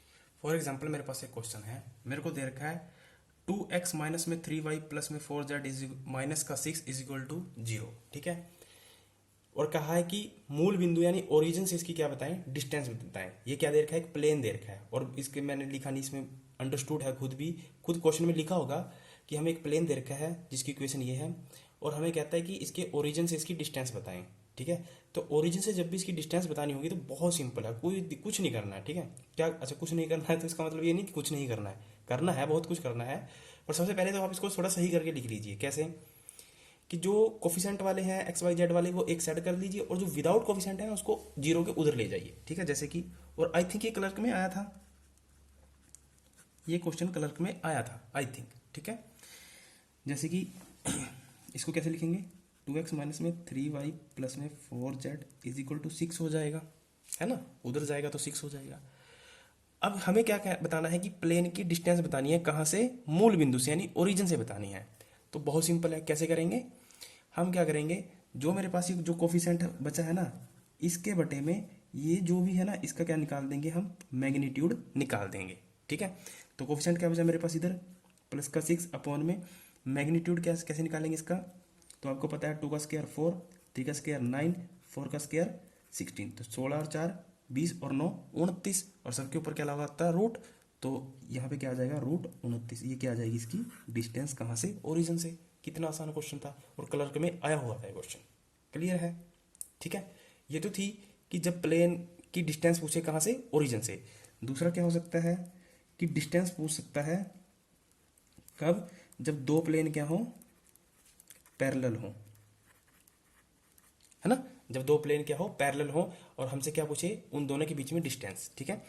तो जरा याद करिए कि जब दो लाइनें पैरेलल थी और हमसे डिस्टेंस पूछता था तो हम कैसे करते थे, जरा याद करिए, स्ट्रेट लाइन में कैसे करते थे, C1 माइनस में C2 मोड अपॉन में अंडर रूट में ए स्क्वायर प्लस में बी स्क्वायर, है ना, यही करते थे।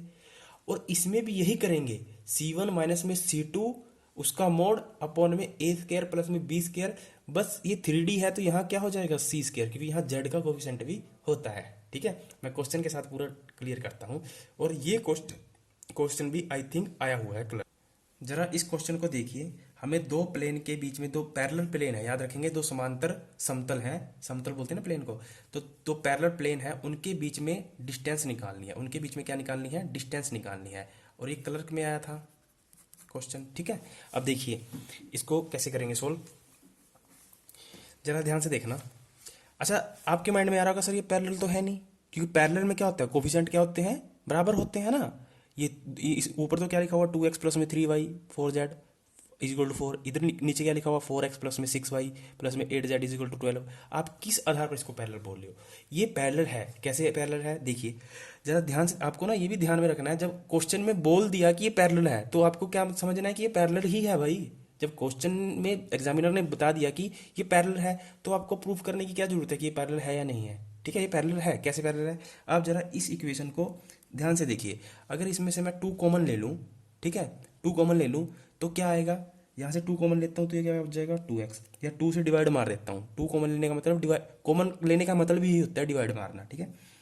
यहाँ क्या बचेगा 3y, यहाँ क्या बचेगा 4z, और यहाँ क्या बचेगा 6, ठीक है।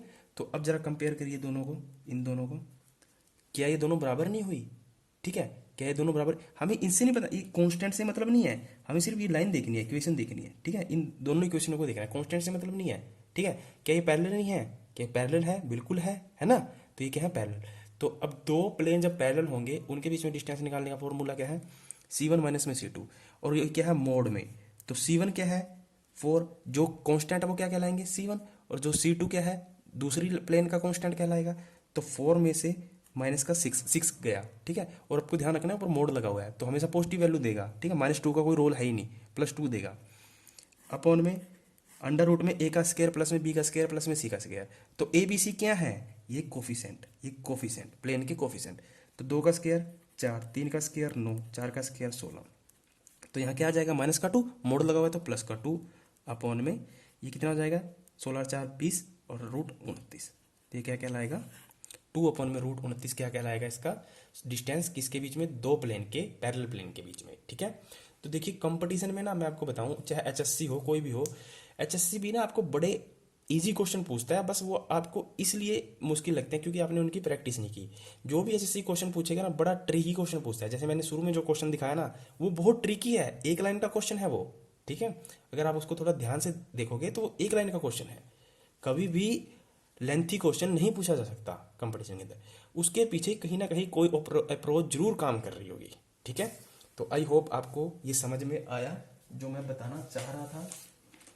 तो हमारे पास क्या हुआ कि डिस्टेंस का सिस्टम भी खत्म ओरिजिन से और क्या हो, दो लाइनें पैरेलल हो, ठीक है। अब देखिए उसके बाद हमसे क्या पूछ सकता है, कोऑर्डिनेट्स। कोऑर्डिनेट्स क्या पूछ सकता है, एक तो फुट ऑफ परपेंडिकुलर, एक फुट ऑफ इमेज पूछ सकता है, ठीक है। जरा स्ट्रेट लाइन में याद करिए, फुट ऑफ परपेंडिकुलर कैसे निकाला था हमने, फुट ऑफ परपेंडिकुलर कैसे निकालते थे, हमने दो पॉइंट मान लीजिए कोऑर्डिनेट निकालने होते थे ना। फुट ऑफ परपेंडिकुलर का मतलब क्या था, पाद के निर्देशांक निकालिए, ठीक है। ये इसको हिंदी में बोलते हैं फुट ऑफ परपेंडिकुलर। तो एच के हम उसको वो दो निर्देशांक कोऑर्डिनेट्स मान लेते थे, तो एच माइनस में अल्फा अपॉन में ए, जहाँ अल्फा क्या होता था, जो हमें पॉइंट दे रखे होते थे, ठीक है, is equal to k minus में बीटा अपॉन में बी। तो बीटा क्या होता था, जो पॉइंट दे रखे थे, जैसे मान लो 2 3 पॉइंट से पास कर रहे हैं, ठीक है, इज इक्वल टू किसके साथ कंपेयर करते थे, माइनस का ए एक्स प्लस में बी वाई प्लस में सी अपॉन में ए का स्क्वायर प्लस में बी का स्क्वायर। बारी बारी सर ऐसे ऐसे कंपेयर कर लेते थे और एच के की वैल्यू निकाल लेते थे, ठीक है।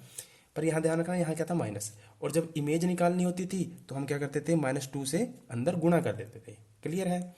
अब जरा ध्यान दीजिए, यहाँ क्या आ गया, 3D आ गया। तो यहाँ क्या होगा, एच के की जगह अब 3 पॉइंट मानने पड़ेंगे ना, A B C D G H I J K, इसको के की जगह एक और मान लीजिए एल, क्योंकि 3D है, क्योंकि 3 कोऑर्डिनेट होते हैं। तो इसमें क्या होगा, एच माइनस में अल्फा अपॉन में a is equal to k minus में बीटा अपॉन में b is equal to l minus में गामा अपॉन में c is equal to same ये ए एक्स प्लस में बी वाई प्लस में c Z plus में सी upon में ए का स्क्वायर प्लस में बी का स्क्वायर प्लस में सी का स्क्वायर, और इसको माइनस से गुणा कर देनी है, ठीक है।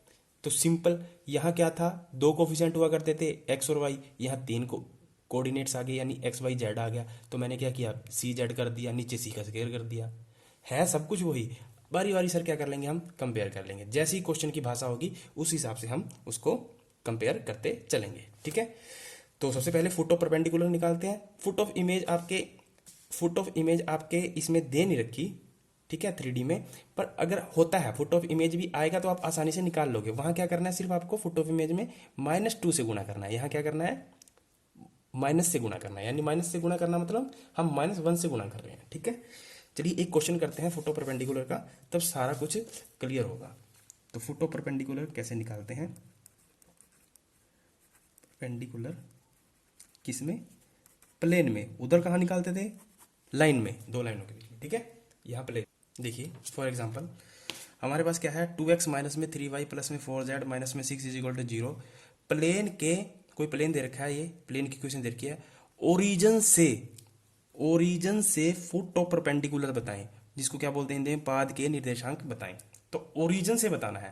तो देखिए हम जब ये फॉर्मूला यूज करेंगे, ये ट्रिक यूज करेंगे, तो हमारे लिए यहाँ अल्फा बीटा गामा, जैसे 2D में क्या था, यानी स्ट्रेट लाइन में क्या था, जो अल्फा बीटा थे वो पॉइंट दे रखे होते थे, जैसे मान लो 2 3 दे दिया, 4 5 दे दिया, ठीक है, 6 8 दे दिया। तो यहाँ भी वो पॉइंट चाहिए ना हमें, बट इसने एक लाइन बोल दी, कहाँ बोल दी, ओरिजिन से। तो ओरिजिन का मतलब क्या हुआ, ओरिजिन का मतलब क्या हुआ, ओरिजिन का मतलब क्या हुआ, 0 0, ठीक है। बट यहाँ हम 2 0 नहीं लेंगे, कितने लेंगे, 3 0, क्योंकि कोऑर्डिनेट्स क्या है, 3D में 3 है, ठीक है। तो ओरिजिन क्या होगा हमारा, 0 0। पॉइंट भी दे सकता था यहाँ कुछ भी, बट इसने क्या बोल दिया, ओरिजिन से। तो यहां से फोटो परपेंडिकुलर निकालना आसान है। कैसे, एच माइनस में अल्फा, यहाँ अल्फा अल्फा बीटा गामा क्या थे, वो पॉइंट हुआ करते थे, जो पॉइंट दे रखे हैं। यहाँ क्या है, ओरिजिन क्या है, 0, पॉइंट क्या है, 0, ओरिजिन पे क्या होता है, 0 0 होता है। अपॉन में ए क्या हो जाएगा, एक्स का कोफिशिएंट, बी वाई का, सी जेड का। तो यहाँ पे क्या आ जाएगा, 2 is equal to k minus में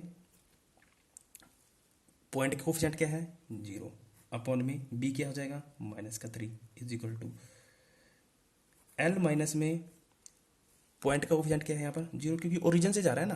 तो एल माइनस में 0 अपॉन में सी का कोफिशिएंट क्या है, 4, ठीक है, इज इक्वल टू किसके साथ इसको कंपेयर करना था हमें, माइनस ए एक्स, समझ में आया, ए एक्स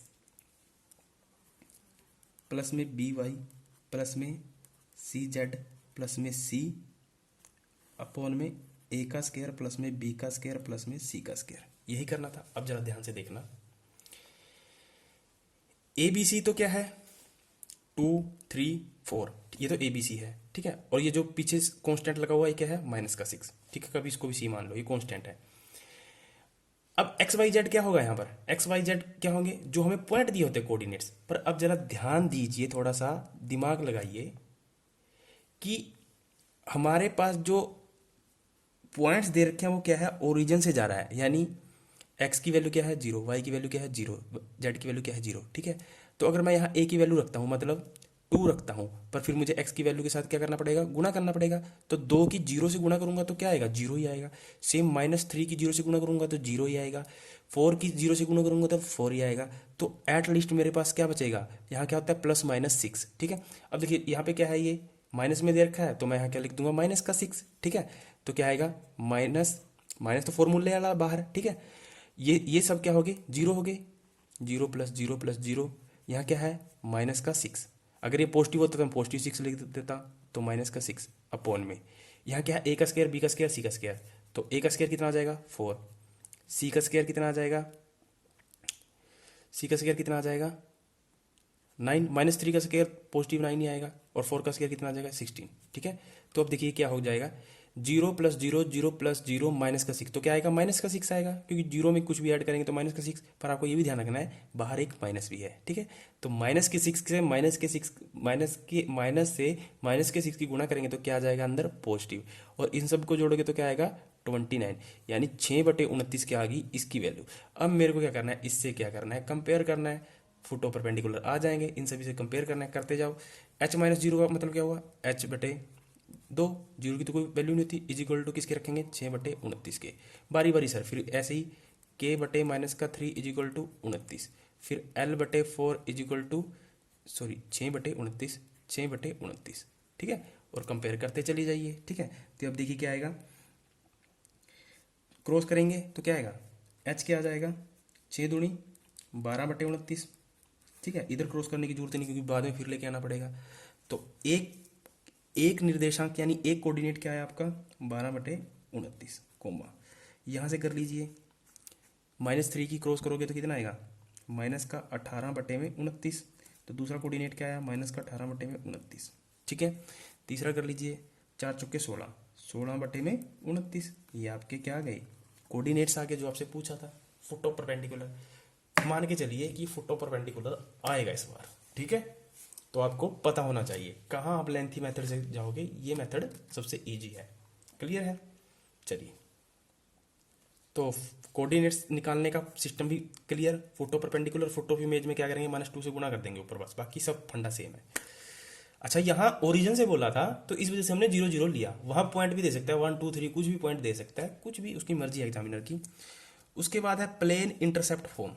ठीक है, अच्छा लाइन इंटरसेप्ट फॉर्म क्या होती थी जरा याद करिए। जब मैं कहता था कि स्ट्रेट लाइन में जब भी इंटरसेप्ट फॉर्म आएगी तो उसकी इक्वेशन क्या थी, x/a y/b is equal to 1।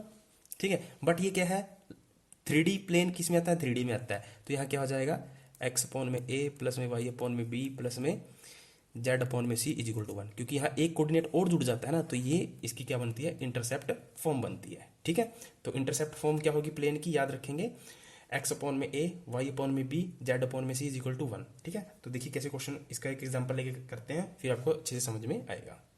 देखिए इंटरसेप्ट फॉर्म ऑफ प्लेन, हमारे पास क्वेश्चन है इक्वेशन ऑफ प्लेन बताएं XYZ जो कि क्रमशः 2 3 4 इंटरसेप्ट काटती है, यानी इंटरसेप्ट का मतलब अंतःखंड काटती है। क्लियर है, अब देखिए इंटरसेप्ट फॉर्म क्या होती है प्लेन की, मैंने आपको बताया x/a प्लस में y/b प्लस में z/c इज इक्वल टू 1, ये इंटरसेप्ट फॉर्म होती है।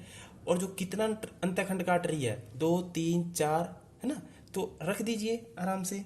तो x/a की जगह कितना है 2, y/b की जगह कितना है 3, z/4 इज इक्वल टू 1। ठीक है, तो और क्या करोगे, इसका एलसीएम लोगे। एलसीएम कितना आता दिखाई दे रहा है मेरे को 12, तो 2 छिक्के 12 6x प्लस में 3 चौके 12 4y प्लस में 4 तिये 12 3z इज इक्वल टू 1। ठीक है, तो क्रॉस करोगे तो कैसे आएगा 6x प्लस में 4y प्लस में 3z इज इक्वल टू 12। ठीक है, तो ये आ गई आपकी इक्वेशन ऑफ प्लेन। आ गया ना equation of plane. Equation of plane बतानी थी जब किस में दी हो, इंटरसेप्ट फॉर्म में दी हो, तो ऐसे हम इक्वेशन ऑफ प्लेन बता सकते हैं। ठीक है, तो आई थिंक आपका ये कॉन्सेप्ट भी क्लियर हो गया। ठीक है, और जब हम इसके क्वेश्चन करेंगे ना, हम जो जैसे जो मेरा पेड कोर्स है, अगर आपने ज्वाइन नहीं किया तो आप ज्वाइन कर लीजिए, क्योंकि ऐसा नहीं है कि उसमें कुछ है नहीं, उसमें बहुत कुछ है। और मेरे को जहाँ तक उम्मीद लगती है कि सीधे क्वेश्चन मिलेंगे आपको, ठीक है। और जो पीछे क्वेश्चन आए हुए थे सब आपको उसमें मिक्सअप मिल जाएगा, सब क्लियर हो जाएंगे। और आज की क्लास देखने के बाद जितने क्लर्क में आए थे वो सारे आपके क्लियर हो जाएंगे। और एक क्वेश्चन जो मैंने शुरू में बताया था आपको, कहाँ रख दिया मैंने, जैसे कि ये था, ये क्वेश्चन था ना, ये लास्ट में मैं आपको सोल्व करवा के छोड़ूंगा। तो वीडियो लंबा हो सकता है, कोई चक्कर नहीं, ठीक है। तो ये कॉन्सेप्ट भी क्लियर। अब आगे आता है एंगल बिटवीन टू प्लेन्स, ठीक है। जैसे एंगल बिटवीन टू लाइंस था, तो एंगल बिटवीन टू प्लेन्स भी हो सकता है ना। तो हम कैसे निकालेंगे एंगल बिटवीन टू प्लेन्स, ठीक है। तो देखिए, एंगल बिटवीन टू प्लेन्स वो होता है cos theta is equal to mod n1 vector dot n2 vector upon में n1 का मैग्नीट्यूड अपॉन में n2 का मैग्नीट्यूड, ठीक है। ये कहलाता है cos थीटा, किसके बीच में, दो प्लेन्स के बीच में, ठीक है। एग्जांपल के साथ क्लियर करते हैं। जैसे मैंने यहाँ इक्वेशन लिख दी, मेरे पास ये दो प्लेन की इक्वेशन आ गई, क्योंकि ये क्या प्लेन की इक्वेशन है ना। तो मेरे पास दो प्लेन की इक्वेशन आ गई है, और मुझे क्या कहता है कि इनके बीच में क्या बताएं आप, एंगल बचाएं, है ना। दो प्लेन के बीच में क्या बताएं, कोण बताएं। तो कोण निकालने का फॉर्मूला क्या है मेरे पास, cos थीटा n1 इंटू में n2, n1 का मैग्नीट्यूड और n2 का मैग्नीट्यूड। और यहाँ n1 n2 क्या है, ये वाला जो है ये n1 वेक्टर है, ये n2 वेक्टर है, इनसे हमें कोई मतलब नहीं, ठीक है। जो कोफिशिएंट है इनसे हमें कोई मतलब नहीं, ठीक है। इनका क्या करना है, डॉट करवाना है। तो 2 तिये 6, यहाँ पे इसका कोफिशिएंट कितना है, 1। तो 1 की माइनस के 6 से करेंगे तो कितना आएगा, माइनस का 6, ठीक है। माइनस के 2 की 2 से करेंगे, माइनस के 2 से तो कितना आ जाएगा, प्लस का 4, ठीक है। और मोड लगा हुआ है सबके बाहर, याद रखेंगे, प्लस अपॉन में इसका मैग्नीट्यूड यानी 2 दूनी 4, 1 2 दूनी 4 कितना आएगा, √9, और √9 मतलब 3। अब तो आपके होने चाहिए ना डॉट।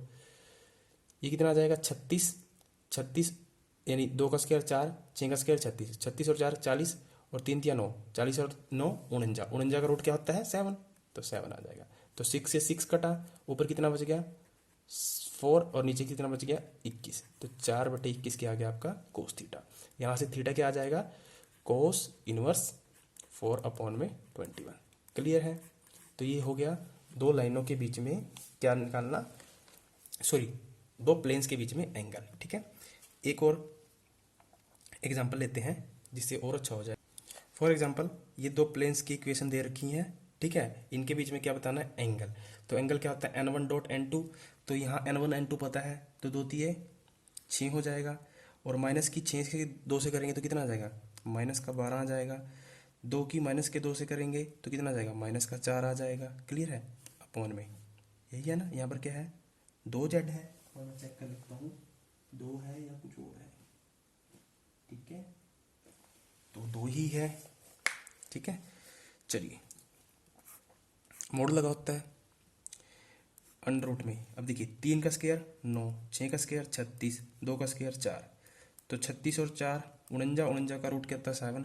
तो यहाँ पे क्या आ जाएगा 7 इंटू में 2 दूनी 4, 2 दूनी 4 और 2 दूनी 4 कितना आ गया 12, है ना।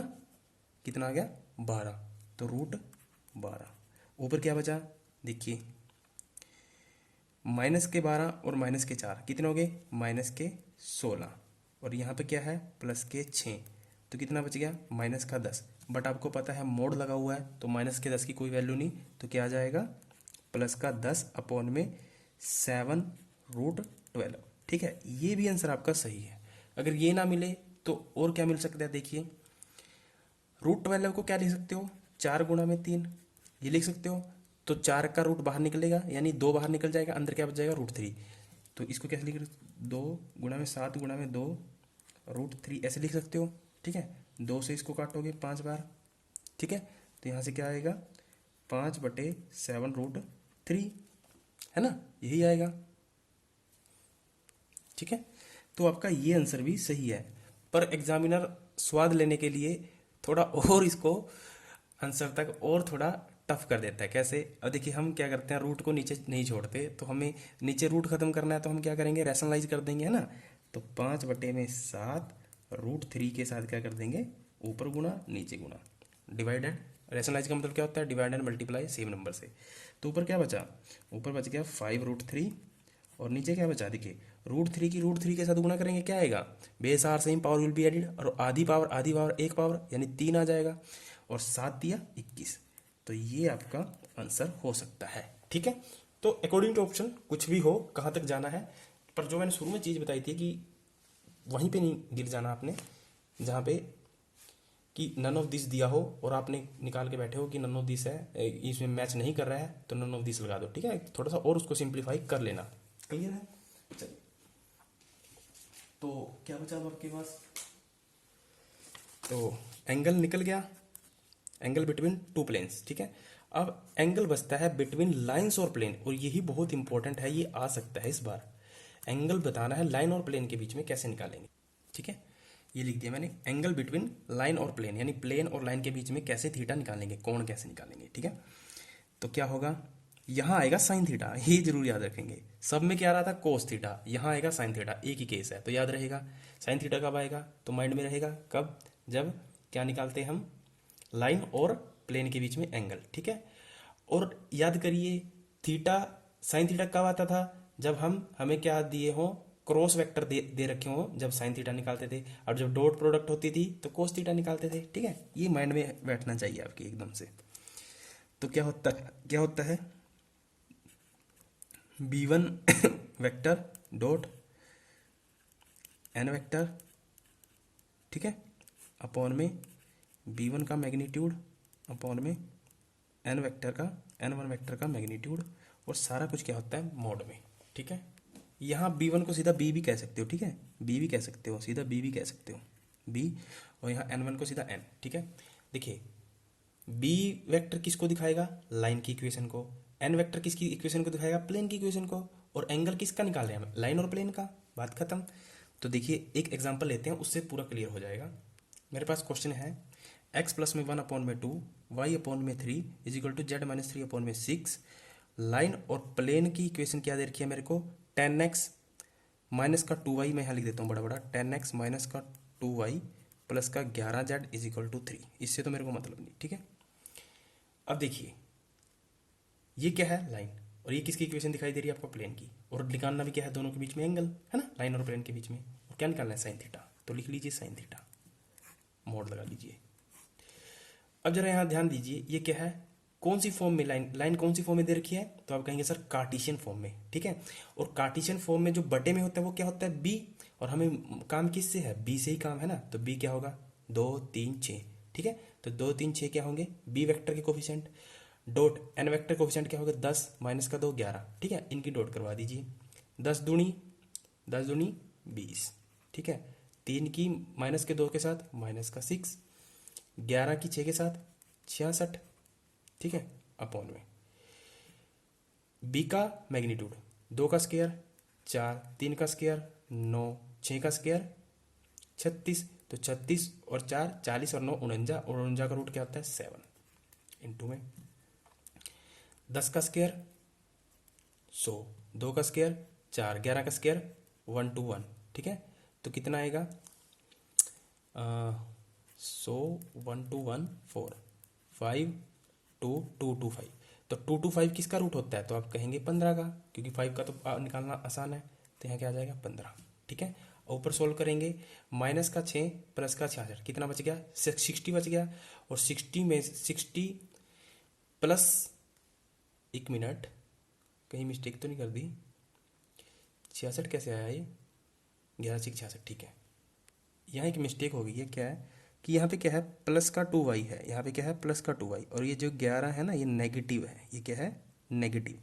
तो नेगेटिव की वजह से देखिए 10 दूनी 20, 2 दिया 6, तो प्लस का 6 हो जाएगा, माइनस के 11 की 6 से करेंगे तो क्या आएगा माइनस का 66, यहाँ माइनस का 66 आ जाएगा। ठीक है, तो कोई बात नहीं, 6 में से माइनस का 66 गया तो कितना बचेगा, माइनस का 60, और माइनस का 60 प्लस के 20 तो कितना बचेगा, सॉरी माइनस का 60 प्लस के 20 कितना बचेगा, माइनस के 40।